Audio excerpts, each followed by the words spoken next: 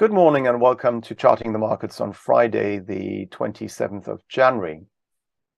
Yesterday, we had fourth quarter GDP data out from the United States, and it came in better than expected at 2.9% quarter on quarter versus an estimate of 2.6% and a jump of 3.2% in the third quarter. Now, this has led to equity markets continuing to rise.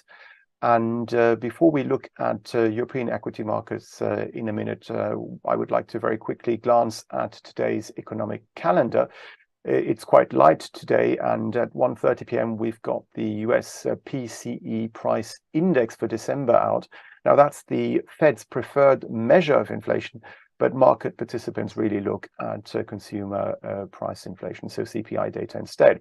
Having said that, the price index is expected to rise by 0.1% month on month and by 5.1% year on year, with the latter being a slowdown from the 5.5% reading in November.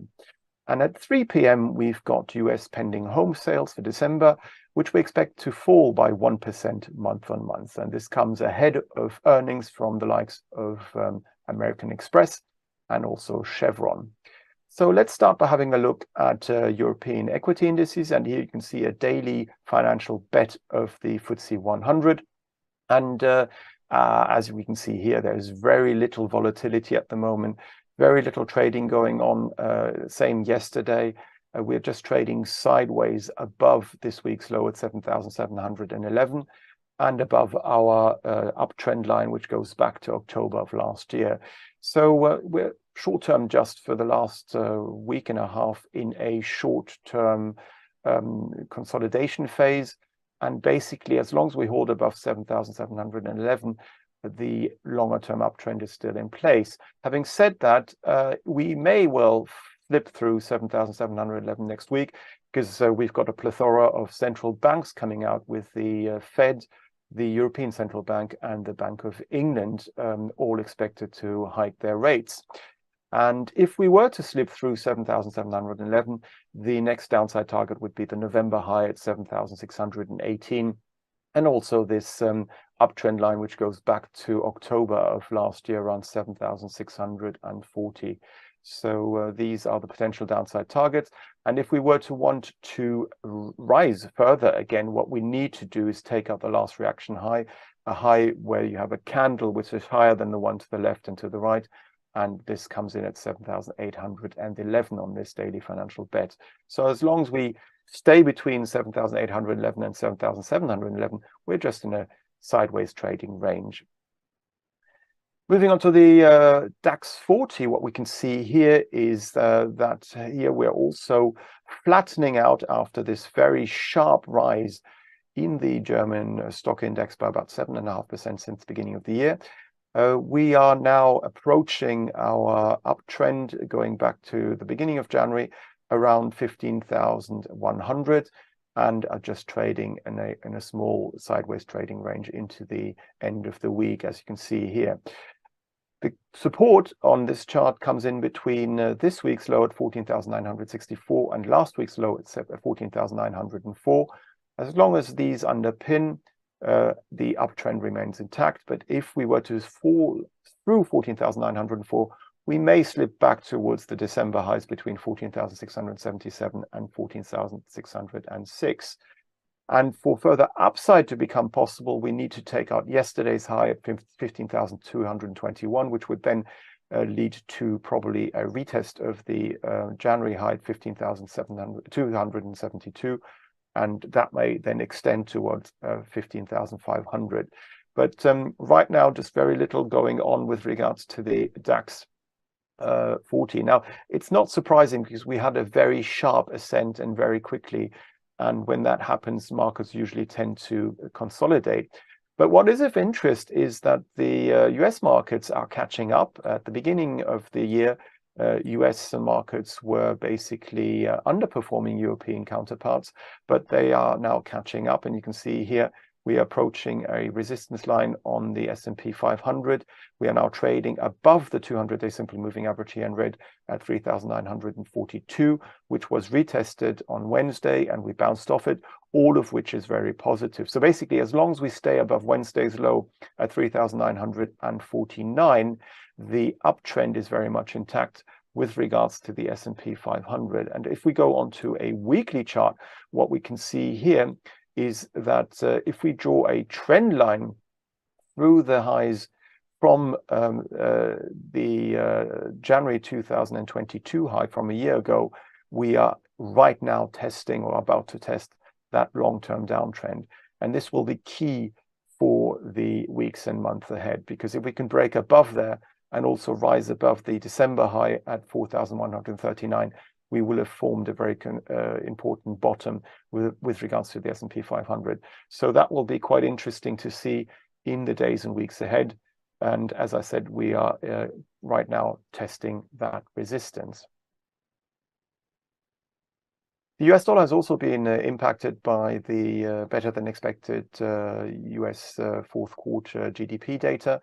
And if you look at euro dollar, what we can see is that on the daily financial bet, the US dollar has strengthened slightly on that data. And we yesterday topped out at 109.29 and slipped very little, really.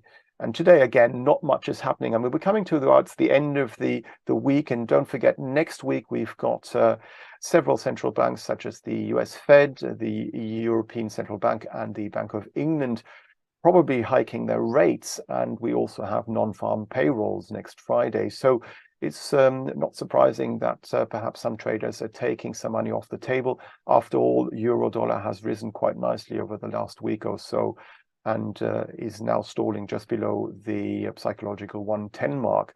Now, there is really good support, and that support comes in between 107.36, 107.66 and 107.15, the highs going back to mid-December and also late December, and the lows we saw in mid-January. This cluster of highs and lows makes up really good support. And as long as we stay above there and the long-term uptrend line going back to November, the trend with regards to euro dollar remains intact, and we could see further upside once we take out that 109.29 high made this week, and that could then take us to 110 and even above there. With regards to euro sterling, what has happened here is that we have been trading in quite a volatile range for this currency pair over the last few days. We rallied to 88.52, then came off again, and are currently sort of holding above the 9th of January low at 87.69, below which we can see the current January low at 87.22, but further sideways trading with a small short-term negative bias being seen here on the euro-sterling exchange rate. But if you zoom out a little bit, what we can see here is that since October of last year, we have just been trading sideways, as you can see here, basically between just below $89 and 89 pence and 85.50. So not much going on with regards to this currency pair. What is of interest, though, is that if you look at the British pound versus the US dollar at cable, as we can see here on the daily financial bet, we are currently struggling around the December high, and briefly overcame it, went to 124.48 on this Danish financial bet, but have been trading in a sideways range ever since. Now, this is not surprising either, because if you go back to the lows seen back in September of last year, when I remember many journalists were asking me what's going to happen with cable, is it going to go to parity, etc. And I was actually saying, well, I think it looks like a big reversal is going to take shape. And this has actually happened. We've had this V-shaped reversal of the 103.50 all-time low and have risen by about 20% since then. And now we're just flattening out above that key resistance here, the December high at 124.46. Now, as long as we stay above the long-term uptrend, which currently can be seen around the 121.60 mark, we have the odds in our favor of taking out that December high. And if I zoom out onto a weekly chart, we can see that we could then head up towards the September 2020 low at 126.76, and we can also see the 61.8 Fibonacci retracement, which technical analysts like to look at, of the entire 2021 to 2022 decline at 127.50. So these would be the upside targets if we were to take out the December high at 124.46. But as you can see here, since that low in September, we've been rising and we have evolved in this very clearly defined uptrend channel. Commodity markets are also quite interesting this week, with quite a few of those testing some important resistance. And let's start off by having a look at the daily chart of Brent crude oil, because this is also the case here. And if I make it slightly bigger here, what we can see is that the price of Brent crude oil is retesting the key resistance area, which is made up of the mid-October lows and the highs seen at the end of November, as well as the early December highs. And these were made between $87.99 and $89.35 and capped us last week. I mean, here we came off that resistance area, retested our uptrend line since January, bounced off it, and are now retesting that key resistance area. Now, why am I mentioning this and keep mentioning this resistance area? Simply because if we manage to close next week, or even today, but probably next week, above the December high at $89.35 on a daily closing basis, we will have formed a bullish reversal. And you can see this bottoming pattern here would then have an upside target taking us back towards the October highs and November highs between $98 and $99.06. And just below there, we also have the red line here, the 200-day simply moving average, $96.58. So a lot of further upside potential to be seen with regards to the price of oil if we were to take out 89.35 in the next few days or weeks. And it looks as if that is the case at the moment. As long as we stay above Wednesday's low at $85.50, the uptrend is very much intact, and we could break higher in the next few days and weeks. Moving on to gold. Gold is a little bit different in that with the dollar now slightly regaining some of its recent losses, the price of gold has reversed. It topped out yesterday at $1,949 per troy ounce and slid through this 1 month uptrend line. But that's in itself is not a problem, because trend lines quite often become less steep, so we could just redraw these. But the important trend line to look out for is the November to January uptrend line around $1,900. And as long as we stay above it, the uptrend is very much intact, as you can see here. And we could head back up towards the highs seen around the 2000 mark. If I go onto the weekly chart, you can see them here going back to November of 2022. We're at $1,965. And then we had the April 2022 high at $1,988, just below the psychological 2000 mark.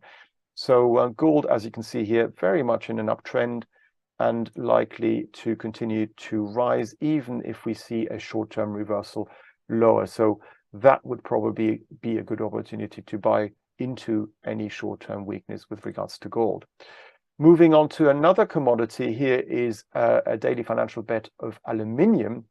And this was one of our trade of the weeks at the beginning of the year. And we can see here that the price of aluminium is continuing to rise. It's currently trying to retest its mid-January high at $2,678. And a rise above there could take us to $2,698, the May 2022 low, and then back up towards the $3,000 mark. So here the upside really remains in place as long as we stay above the last reaction low, which is a low on the candle, which is lower than the one to its left and to its right. In this case, the 19th of January low at 2,555. So as long as we stay above there, we have a very clear uptrend in place. And I'd like to finish up on nickel, because that was our Trading the Trend, which we talk about every Wednesday here on IGTV. And you can see here that this is working out very well as well, because we are now rising above the 19th of January high at $29,566. And we have an uptrend in place since mid-January. And this could take us back up again towards the psychological $30,000 mark. So that's what we're aiming for right now. And once that's been breached, we could head back up again towards the early January high, $31,932. So further upside also here in place with regards to nickel, as long as we stay above the 23rd of January low at 20,818. Thank you very much for watching Charting the Markets with me, Axel Rudolph. Please feel free to follow me on Twitter. My Twitter handle is @AxelR_IG.